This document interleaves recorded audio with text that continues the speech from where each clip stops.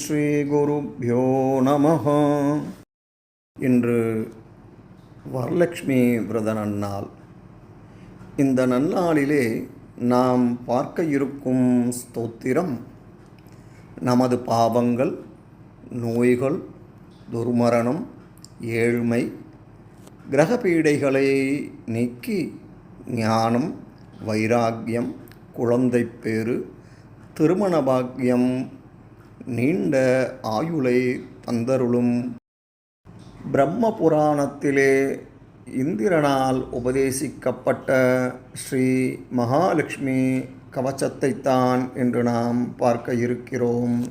ஓம் அஸ்ய ஸ்ரீ மகாலட்சுமி கவச மந்திரஸ்ய பிரம்மா ரிஷிஹி காயத்ரி சந்தஹ மகாலட்சுமிர்தேவதா ஸ்ரீ மகாலட்சுமி ப்ரீத்யர்த்தே ஜபே விநியோகः.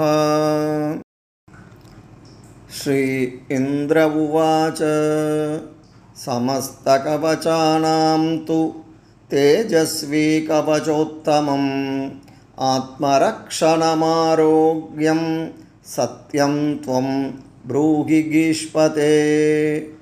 ஸ்ரீ குருருவாச்ச மகாலக்ஷ்ம்யாஸ்து கவசம் பிரவக்ஷ்யாமி சமாசதः சதுர்தசசு லோகேஷு ரகஸ்யம் பிரம்மணோதிதம்.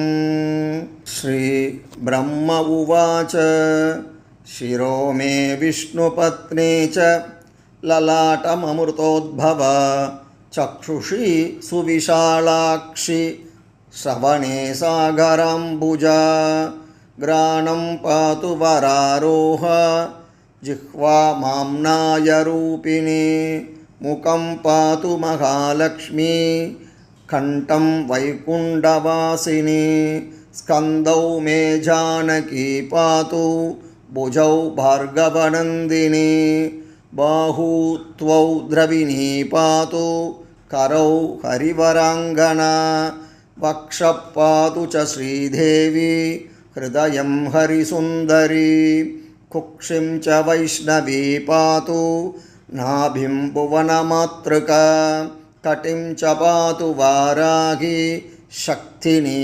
தேவதேவதா ஊரு நாராயணி பாது ஜானுனி சந்திரசோதரி இந்திரா பாது ஜங்கே மே பாதௌ பக்தநமஸ்கிருதா நகான் தேஜஸ்வினி பாது சர்வாங்கம் கருணாமயி.